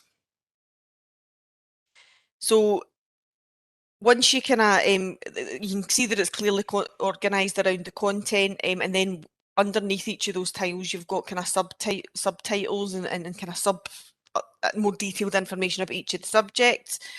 And all of the information in the actual platform, it's been designed to be accessible, flexible and tailored. So it's about recognising that not all community boards are the same, not all people learn in the same way. Information quite often changes, linked to legislation, you know, the current priorities for an area, etc. So we have tried to design it in a way that we can develop it, and it can be changed, and that it's as flexible and accessible as possible. Next slide, Ross. You'll be glad to know this is my last slide. So what's next is the continued development. So in the background, as I say, myself and Matt are doing quite a lot of work with the TOD team to just kind of drive the development of this, and it is a big priority in terms of the implementation plan for the community boards. We'll be looking after Christmas, kind of early part of next year, kind of January, February, I would imagine. We will be looking at testing the hub with community board members. So we'll be providing you with the opportunity to come in or to give you links and to maybe test out the site, just to kind of give us some feedback on what works, what doesn't, what we might need to change. Feedback will be taken and any amendments will be made, and then the plan is that we will be launching from April next year, and that will be a resource that will be available to current and new community board members. So it will serve as an ongoing development tool, but it will also serve as a kind of induction for new community board members. That's all that I've got to say tonight, but I'm certainly happy to take any comments or questions, Chair. That's great, thanks, Leanne. Any questions for Leanne? Any comments? Colin, you'd pop something in the chat. I don't know if you want to just share it. Yeah, it was just when you're sharing the slide with when you're showing the kind of interface of what the learning hub would look like. It just looks really intuitive and easy to use and nice and colourful. I think it looks really good. It was the one about council budget processes that caught my. Read into that what you will. Well, I think that's it. I mean, I think the information, the information will need to be current. So obviously, you know, that will be one that I suppose the information that will be on there. I think probably there'll be generic information about how budgets are set, where budgets come from, etc. But obviously there'll be topical things that will need to change and be updated to be current. But I'm glad you had a giggle about that one. It did come back as feedback, as a topic that people wanted to cover, surprisingly. That's great. And Suzanne just said it'll get more people involved. So yeah, thumbs up for it. That's great. Thanks, Leanne. And I think the next agenda item actually stays with you. So there's a couple of standing agenda items if there's no further questions for Leanne on that. Some of the standing agenda items that will be included in all future agendas is the local development programme update. So if I can just pass back over to Leanne. Thank you very much. So this is as Aisha said, this is a standing item that provides an update on the progress with the Year 1 Priority Local Development Programme project. And they are outlined in the appendices to the report. Board members will recall that at the last cycle a number of projects were improved in principle, projects to be prioritised based on budget availability, feasibility and evidence of local support and need, and you can see that within Appendix 2, the projects that were put forward and how they've been prioritised and categorised for delivery. I would just like to draw your attention to a couple of projects. Hold on a wee second because I had a wee note here. A couple of projects that we would want to draw your attention to. So there's Sannox Drive play area, and that's out to tender. There's Burnside Street play area out to tender also. George Street play area, the site start scheduled for that is February 2022. In terms of Forgewood communal areas, that the tender's now been issued for that project. Newt Hill, Glenburn Avenue parking, that's a Year 2 priority, and there's potential to expand following some of the local inquiries. So the local team, Ross, will along with the local team, will do a bit more work on that to engage. Cairngorm Crescent parking, that's now complete. Newt Hill Boxing Club, the road access improvements there, that's been approved and will now proceed this financial year. And Yes. finally, Frood Street play area, that's currently out to tender. And Ross will be able to come in and answer any kind of specifics around that. The only other things that we would want to highlight within the report is that Appendix 3 shows you the consultation letter that's used to support consultation on the LDP projects, because part of the criteria is that we do need to be able to evidence that there is community need and community support, amongst other criteria. So just to show you that that's now been updated, and it now includes a QR code, so making it a bit easier for people to use. However, it is also available in hard copy if required. If you want to get involved, if somebody wanted to get involved in consultation, they would obviously be able to contact us and be given a hard copy. And just the final thing I would say is, as always, communities are encouraged to contribute to highlight to Ross and the local team any project ideas for consideration. And the team will then, I suppose, just talk you through the process, what the criteria is, and advise if the project that you're proposing fits with the LDP criteria. And if it did, then there's a form that can be filled in and it can be added to the list. But if not, there are other funding opportunities, and you know, the team would be able to support and advise around that. So that's all I really wanted to say. I don't know if Ross wanted to come in with anything specific. The only other thing I was thinking there was that I have attended these meetings in the past, but I don't think I've attended in my kind of local capacity as community partnership manager. So I just wanted to say I'm the community partnership manager for this area now, and just in case you're kind of wondering who I am and why I'm suddenly talking to reports that maybe previously Matt Costello or others did, I've now been assigned to the south area. So nice to meet everybody. I think I've probably met everybody that's in the room, but it was just to kind of say that I think it's the first time that I've came to a community board in Motherwell in this capacity and covering this area. So I just thought maybe I should say that in case people are thinking, who's she? So happy to open it up, or if there's any specific questions on specific projects, I'm sure Ross or Peter would be more than happy and prepared to come in and answer on that. Yeah, any questions? No. I think we're getting to that time in the night now, Leanne. I just want to get through the agenda. That's great. Thank you, though, Leanne. And I just can't believe welcome that people. on board. Oh, thank you. It's the same job, just a slightly different area, but I just can't believe people don't find this LDP report that exciting that they've not got answers to questions. Actually, Chair, sorry, could I just add, it was just to follow on from what Leanne said at the end.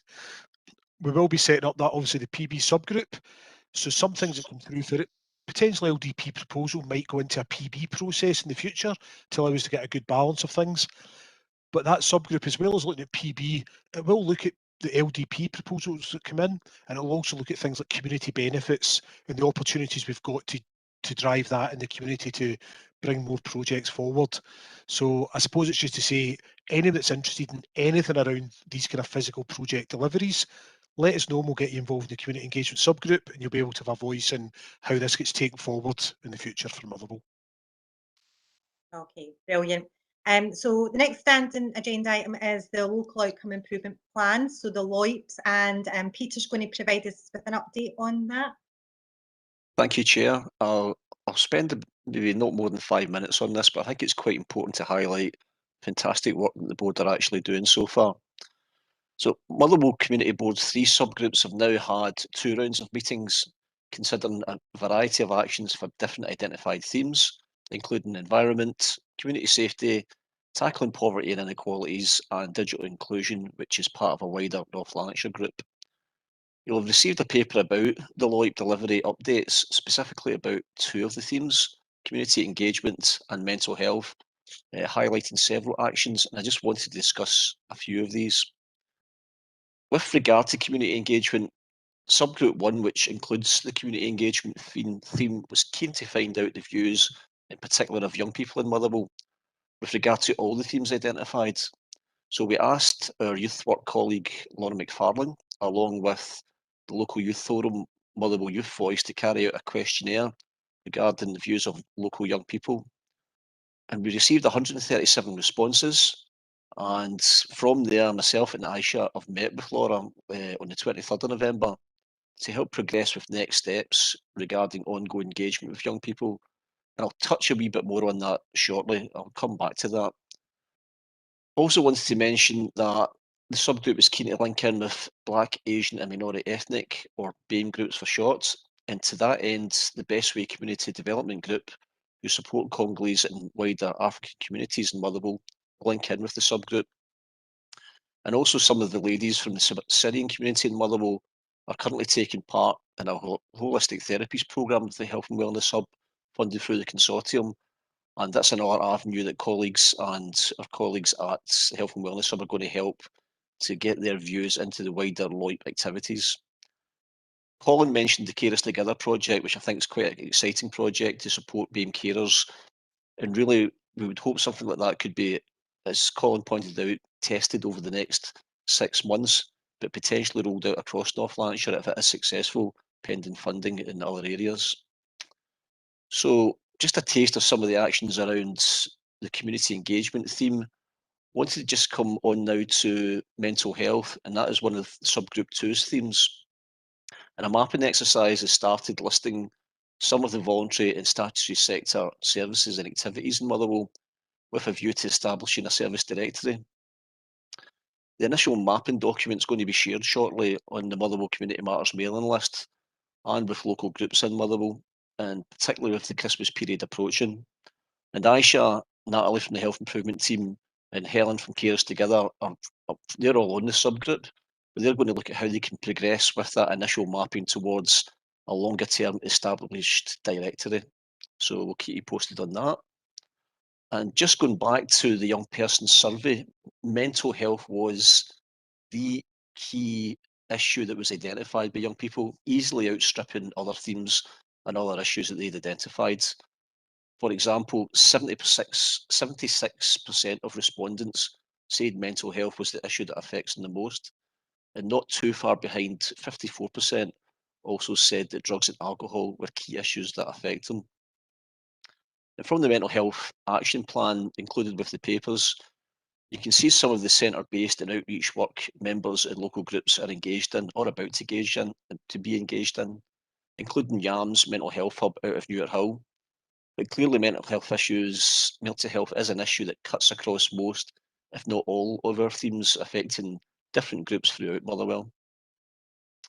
And finally, on mental health, just wanted to mention that some of the groups on the board are linking in with the Children and Young People's Mental Health and Wellbeing School Cluster Project, bit of a mouthful.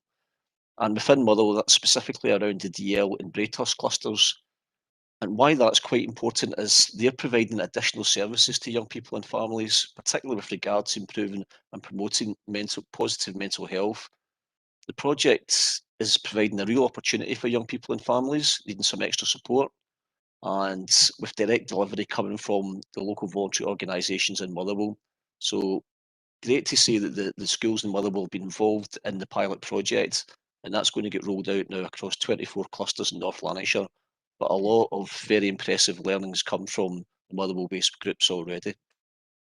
So we've briefly discussed a couple of the LOIP themes, and at future meetings we'll highlight actions from other themes. Work, as I say, has been progressing positively around all of them, and we can also make the notes from the 2 rounds of subgroup meetings to date and copies of action plans available to anyone that's interested. Just get in touch with myself or Ross and we'll get those sent out. And please get in touch if you're interested in taking part in any of the subgroups if you're not already, or if you think anyone in your community group or the wider community would be interested in joining a subgroup. Yeah. I know we've mentioned that earlier on, but keen to reiterate that. I've just got 2 final points to make if I can, Chair.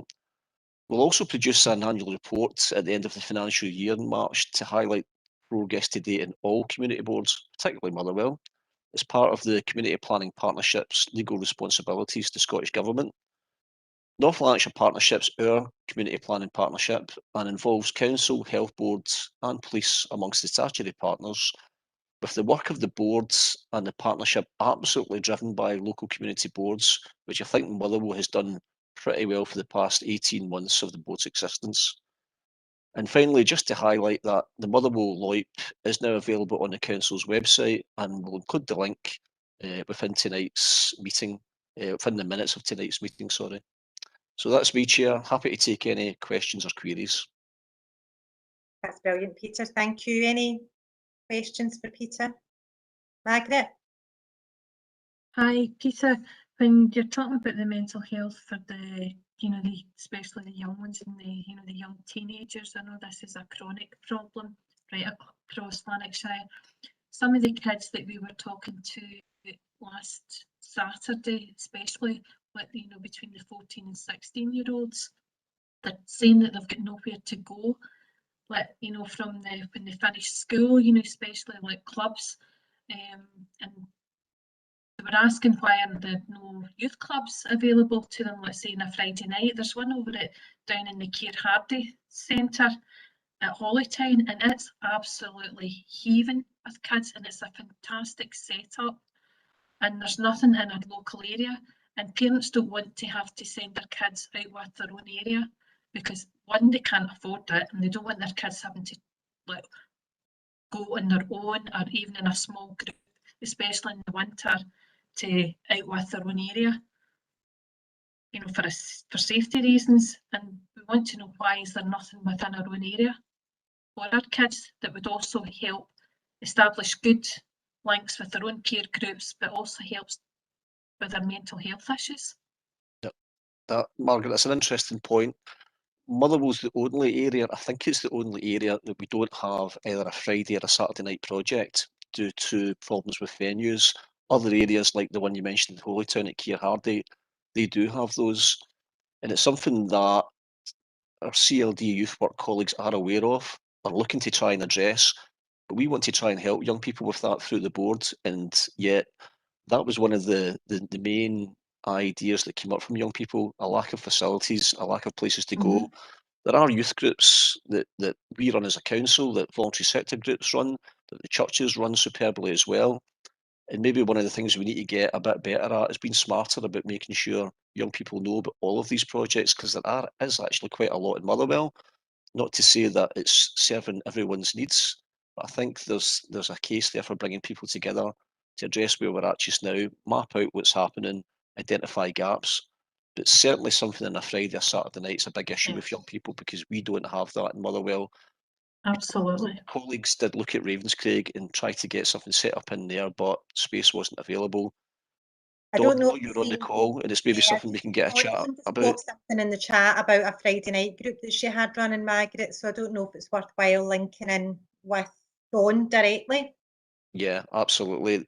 Dawn was on my radar because we had that chat with Laura last week.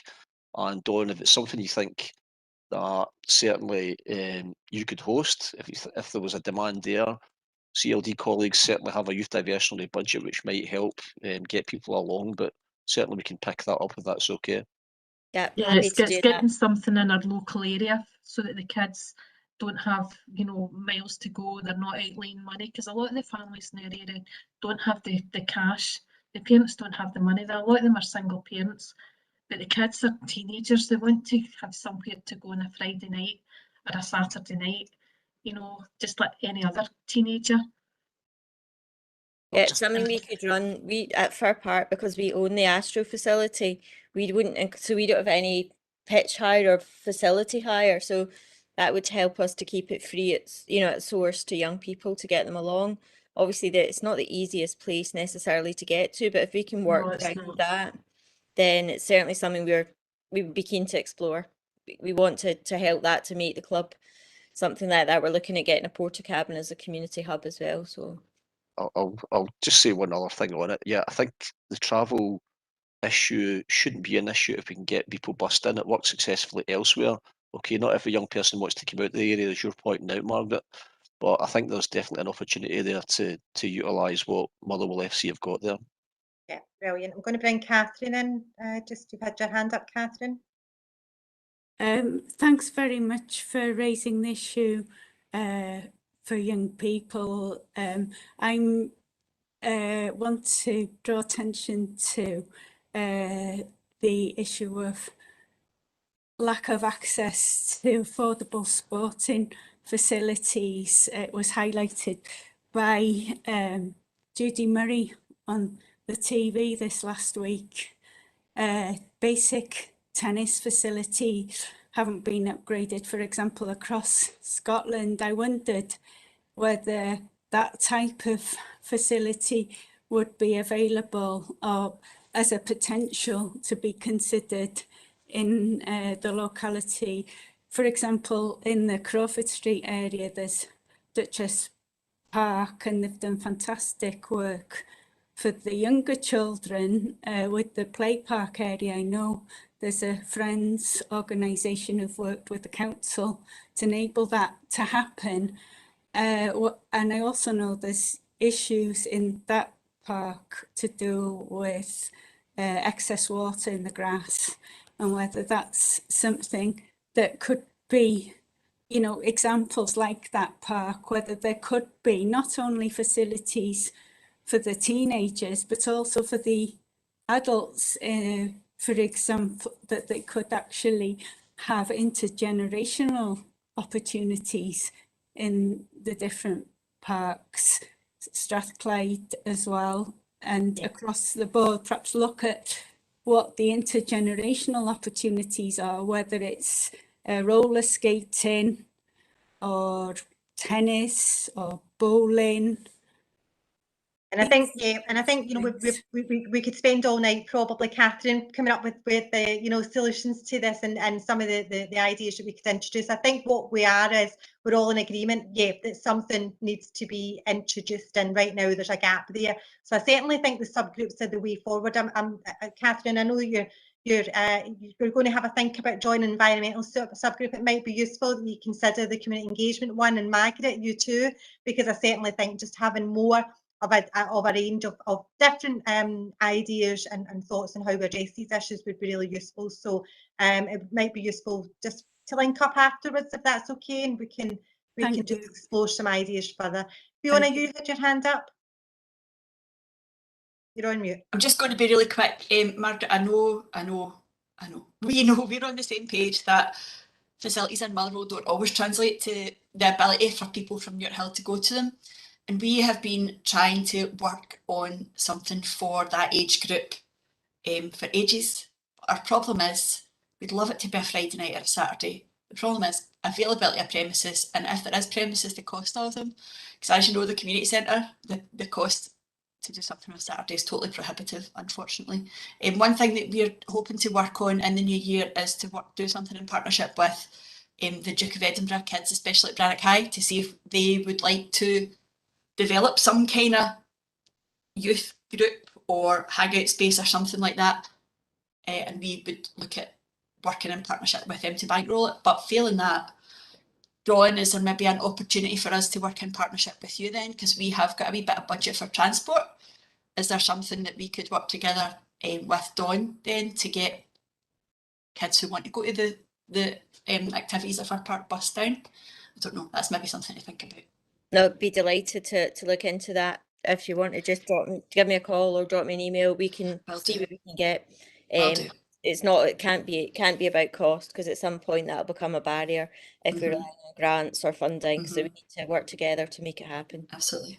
Peter, I like your wee comment in the chat. I absolutely, totally agree, and I can't wait for the time that happens, but I'm not holding my breath.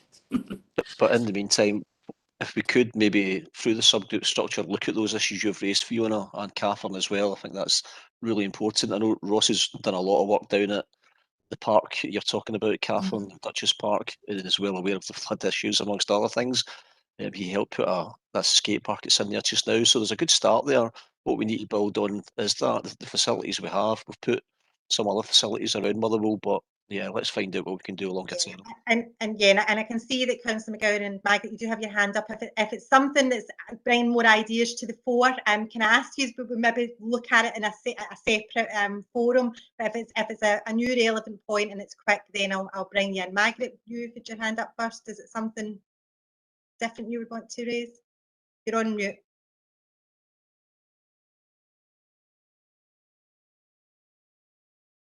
You're on mute, Margaret.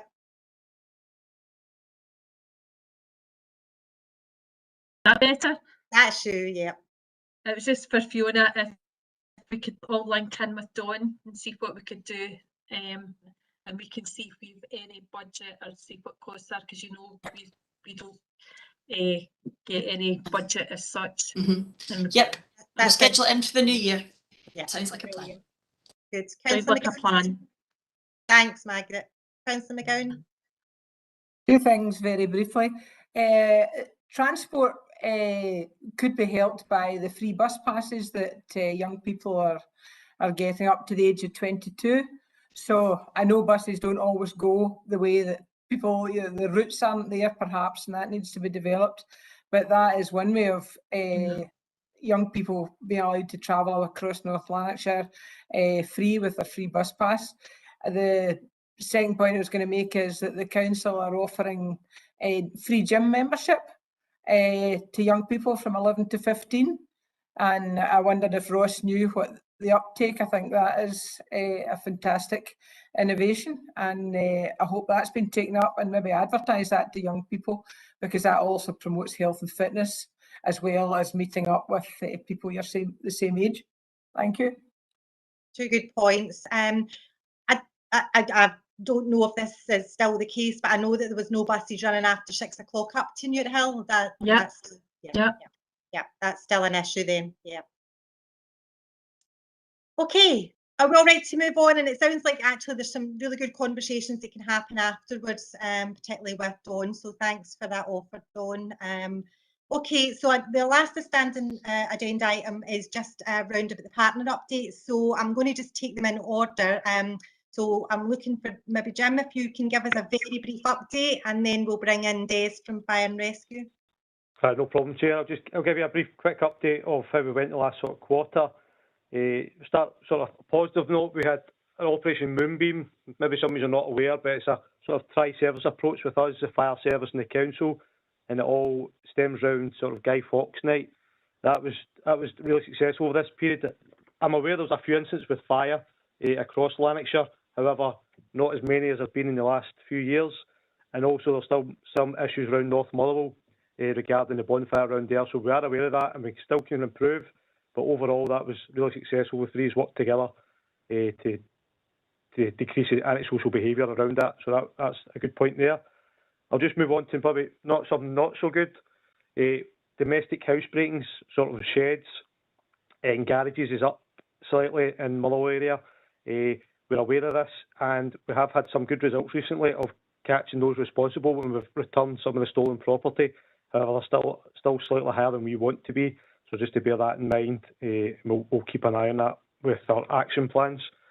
As well as that, youth disorders slightly up across the areas as well. I think that's down to, I know we've been out of lockdown for a wee while now, but I think it's just sort of the reality of it is we are out it, and the youth are now out about a wee bit more, and we're hoping that will settle down.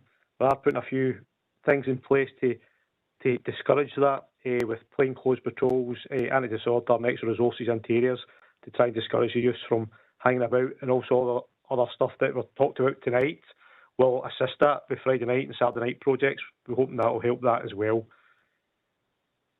As well as that, festive plans, I'll just quickly talk about festive plans. We've got loads of festive plans in place for shopliftings and people with their parcels to make sure they're not getting stolen. We've got all that in place as well. Just another thing to finish off, and another positive note of good working between us and the council is the quad bikes and motorcycles being purchased by the council for the police to be utilised. This has made a huge impact in the area down in Craigneuk and in Motherwell. From the time we've started to use them, probably mid-July, there's been a 45% reduction in the incidents with quad bikes and motocross in illegal land, and we've seized numerous bikes because of that. So that's a really, really good bit of work that we've worked with the council to get that. And I'm happy to take any, if anybody else wants to ask anything, I'm quite happy to take any questions. That's fantastic, Jim, and I like the positives, sandwiching the negatives in between there. That was a nice touch. That wasn't done on purpose at all. Was that not done on purpose at all? Any questions for Jim? No, that's fantastic. Good, thank you, Jim. Are we okay to bring in Des from Fire and Rescue? Thank you, Chair. So, slightly different report this time. We discussed previously about maybe talking about some local issues and things that have been happening and what we've been involved in, rather than just sort of year-on-year statistics, which really wasn't what the group were looking for. So hopefully you've had a chance to look at the report, and for those of you that haven't, I'll quickly run through the two main points that it contains. The first point is about link detection, which I know we've talked about previously, and unfortunately as a fire and rescue service we haven't really progressed to a point where I'm able to give any definitive answers. This, so link detection is new legislation which was brought about by the Scottish Government, which means that all domestic houses by February next year have to have linked detection. And I do say that as a Scottish Government piece of legislation. And we as a fire and rescue service have been trying very hard to assist, and where we identify those most vulnerable and most in need that fit a very specific criteria, we will fit some linked domestic detection. I'm pleased to say though that there is a piece of work ongoing, and it will be brought to community boards as and when it's been approved, and hopefully the detail will come to North Lanarkshire, that we'll be able to signpost people to a particular organisation who will be able to assist with either fitting it at no cost or fitting it at a reduced cost. So we're currently working with partners on that just now. That also forms part of the recent merger of North and South Lanarkshire to create a Scottish Fire and Rescue Service Lanarkshire local senior officer area, which now reflects similar to the police and the NHS. So it's quite early days for us, and we're going through quite a transitional change period as we do that. Chair, would it be best before I move on to ask if any questions on that point? That tends to raise some issues before I move on to bonfires. Yeah, I think that's helpful, Des. Any questions for Des on that particular issue? No, I think you're good to move on. Oh, Councillor McGowan. Just a cheeky point. Will you be able to help councillors as well with getting alarms and things fitted? Not free of charge. I'm trying to find out how to do that to my own house. Thank you, Councillor. So the one thing that we will be able to assist with and share, or certainly signpost, is around the cost. We share a similar concern with our police colleagues that with any new piece of legislation, with any new you have to do this, there will be people who charge extraordinary amounts of money. So what we'll be able to do is kind of give a ballpark figure about how much we anticipate this should cost given any particular type of house. So a bungalow will cost X amount, a 2-storey, 3-bedroom house will cost X amount. So that is something that we'll be able to help with, so that you don't have the sort of rogue contractors perhaps that chap your door and offer to do this work at a cost that we as members of the public may not know what that cost should look like. So hopefully, Councillor, that will assist. Yeah, there's a bit in the paper today about elderly people being targeted by rogue traders, which is very worrying. Yeah, absolutely, it is a concern, and we should, once we can, though, and actually it's available just now on the Scottish Government website, the costs that you would expect to pay, and for the group, for a bungalow, around, and it's significant, around up to £180 for a 3-bedroom, 2-storey house, about £220 for this detection. So, Aisha, we've had discussions in the past. That is significant. It's legislation. It's come in. It was extended for a full year from February this year to February next year. But absolutely, it's still at cost to individuals. Yeah, and I think it raises a good point about bogus callers. So I think, you know, there's obviously some information that we'll try and do and circulate. I think just, you know, and make sure that those that we're working with who are most vulnerable have that information. Just as well to say that we, after our last community board meeting, we did a little bit of digging just around about the care and repair service, and we realised that actually there isn't a care and repair service anymore in North Lanarkshire, but it emerges that actually South and North are creating a Lanarkshire care and repair service. So that's going to take away some of the affordability issues for people that might face that. So I think maybe we just need to pull something, a summary document or something together that we can circulate and you can certainly share with the communities that you're working with, particularly those that are most vulnerable. Any other questions before Des moves on? No? Okay, Des? Yep, similar, and thanks to Jim for raising it just before me there. We've just had our busiest period of the year at Bonfire Night, as you can imagine, for the Fire and Rescue Service. It's particularly busy, but just again want to highlight, like Jim, that the preventative work that went in, the partnership working that went in this year meant that we were in a much better place this year than we have previously. We worked with North Lanarkshire Council with uplifts, so bonfires were uplifted before they could be ignited, which was fantastic. And the police, through Operation Moonbeam, ensured that there was a police resource going out to each station and mobilising with each station. It's kind of sad that we have to do that, but it's a reality that it's required. It helps resolve some of the incidents that we attend. It helps stop some of the antisocial behaviour, and it also allows fire crews to carry out their duties, hopefully safely, and to make members of the public safe. Within the paper that I've submitted, you will note that within North Lanarkshire, albeit Cumbernauld, we did have some attacks on firefighters that resulted in some firefighters ending up in hospital, and that's just absolutely unacceptable. So we'll continue to work on our messaging around public safety and firefighter safety, and that of our colleagues as well. Chair, if I may, I'd like to take this opportunity as well to say that I have already left the building. I'm no longer working within Lanarkshire. This will be my last meeting of any. There will be a point where I'll link in with Peter and Ross in particular to ensure that when I know who it is, that my replacement is known to yourselves. So that's not me. I'm pleased to say that I've been promoted and I'm now working for the Chief Fire Officer at our headquarters. So that started on the 1st of December. So as I leave the building, can I ask if there's any questions on the paper? Thank you. Congratulations, Des. Lovely news, but you will be missed. Look at all the round of applause you're getting. Great. Any questions for Des?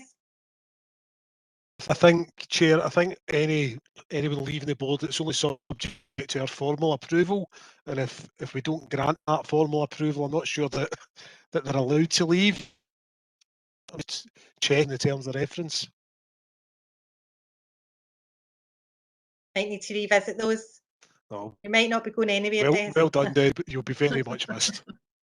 Thank you all. Absolutely. Brilliant. Okay, so I'm going to just ask Natalie from NHS Health Improvement if you've got any updates that you want to share with us, and then I'll bring in Michelle to give us a Vanille update. Sorry, I filled my mute button there. I'm clearly not good at WebEx. I'll get there eventually. Just a wee quick one from me too. It's just a short ask, but I'll send the detail in an email to Ross to be shared round. But Health Improvement have been looking as a department for something to kind of, I can't think of the word, sorry, to show our department, because we're not as recognisable on social media, and to try and get our message out there. So we've pulled together a couple of logos, and we're just wanting people's opinions on them, as to what you think would work best. So I'll send it round through Ross, and if you just, it'll take you all of 2 minutes. It's literally just clicking what one you prefer, and if you've got any thoughts, but it'll take 2 minutes of your time. That would be great if you wouldn't mind doing that for us. That's brilliant. Thank you, Thank you. Natalie. And Michelle. Thanks, Chair. Vanille, do you want to come in and just give us a quick update? Thank you. Just one thing from me as well. I just wanted to highlight that we have our conference on Tuesday the 7th of December, and we've got workshops taking place, and 4 of the 7 organisations involved are coming from the Motherwell area. Which is quite good. So we have North Lanarkshire Disability Forum, Community Action Ute Hill, we've got the Medical Foundation, and we've got Real Time Music. So that's 4 of the 7 from the Motherwell area. And the workshops, there are 2 main areas for that. So one half of them is the community and voluntary sector contribution COVID-19 pandemic emergency response. And the other one is the community and voluntary sector contribution to recovery and renewal in North Lanarkshire on one of the following themes. So we've got climate emergency, mental health and wellbeing, and tackling poverty. So if anybody needs the link for that, it's on our website, but I'm happy to share that as well via Ross or Peter. So that's all from me this evening. That's great. Michelle, can I suggest that you just do that? Could you just send it on to Ross, and yes, we'll get it circulated? Right, will that's do. Thank fantastic. you. Good. Okay, so we're nearly there. The final couple of agenda items, there was no petitions for this board cycle, so the next agenda item was an update on the budget listening event, and Leanne's going to provide that. Thanks, Chair. I'll be brief. It was really just to provide an update on the community budget listening events that took place across the 9 community board areas, and particularly focus on the one that took place for the Motherwell area. As you would have been aware, because we communicated via the community board membership and wider networks, the council wanted to engage with local communities on the budget setting process to make sure that local people had the opportunity to have their say, to feed into the process. So the Motherwell community listening event, the budget listening event, took place on the 2nd of November.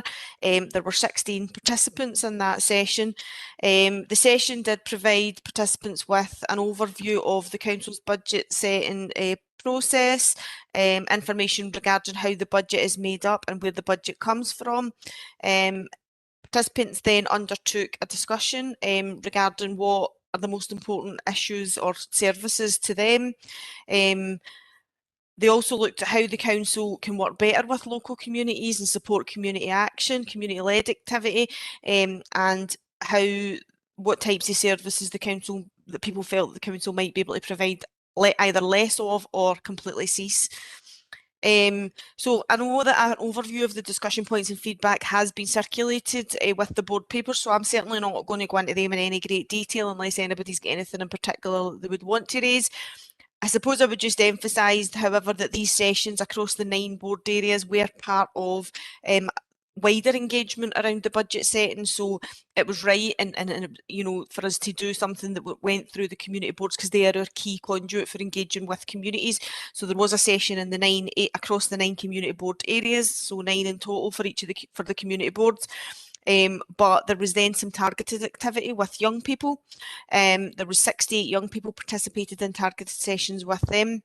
And there was an online survey that was pushed out via social media that was shared with all community board representatives and that was shared with wider community networks. And there was some work as well with organisations and officers, I suppose, of the council and partner agencies to try and encourage maybe seldom heard voices or equalities groups who maybe would be less likely to participate in the main community board events, but to encourage and support them to complete the online survey, either online or through kind of group work discussion.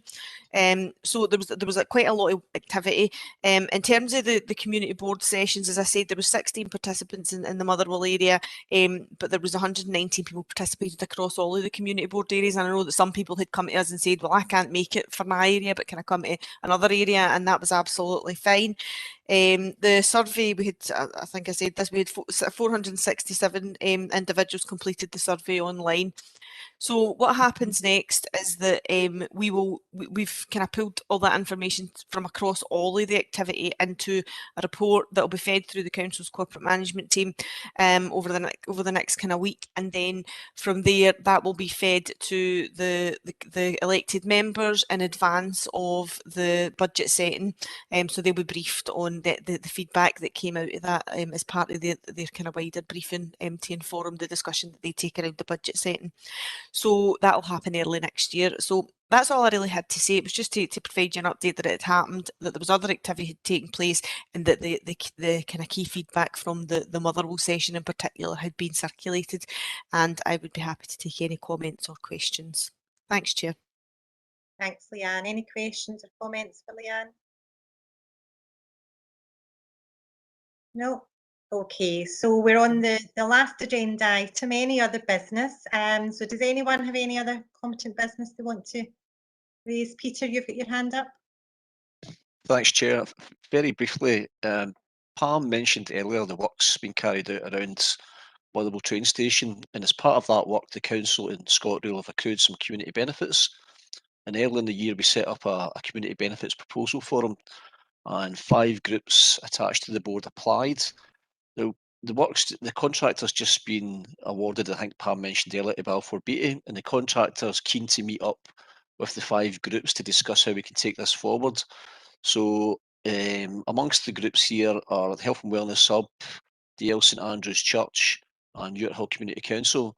So Alex, I was going to ask, could we use your premises as a quite centrally based to get the 5 groups together to meet with the contractor early in the new year? Would that be suitable? Delighted to help. There's no problem at all. Very welcome. Fantastic. I'll keep everyone posted and come back to you. Thanks, Chair. Brilliant, thank you. Any other competent business? I've just got one item to add, and it's about the times for future meetings. So I don't know if this suits everyone, and I don't want to make any assumptions. So can I suggest that we send round a doodle poll, which will just give us options of whether a daytime or an evening meeting suits people, and we'll go with the majority, or we might alternate. So we'll just put some choices in there for people just to see what suits best, because we don't want to make an assumption that a 6:30 at night meeting is suiting everyone. We also don't want to make any assumptions that a daytime meeting is going to get more people attending. So we'll pop a doodle poll round if that's okay, and we just go with with the majority, or we might alternate. Sound good? Yeah. Brilliant. Okay, fantastic.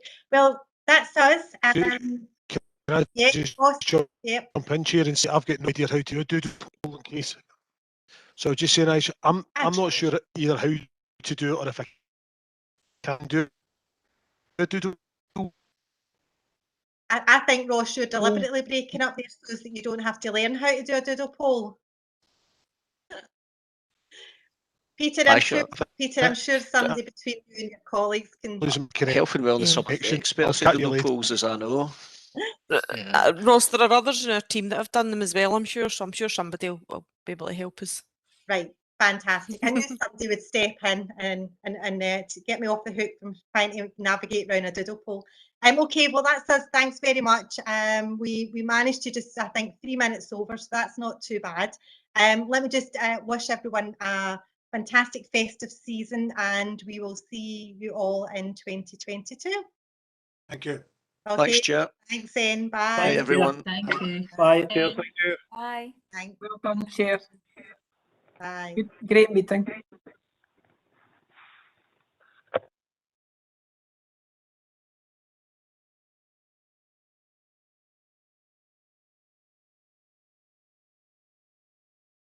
Nice to see you again, Catherine. Yes, thank you, Peter.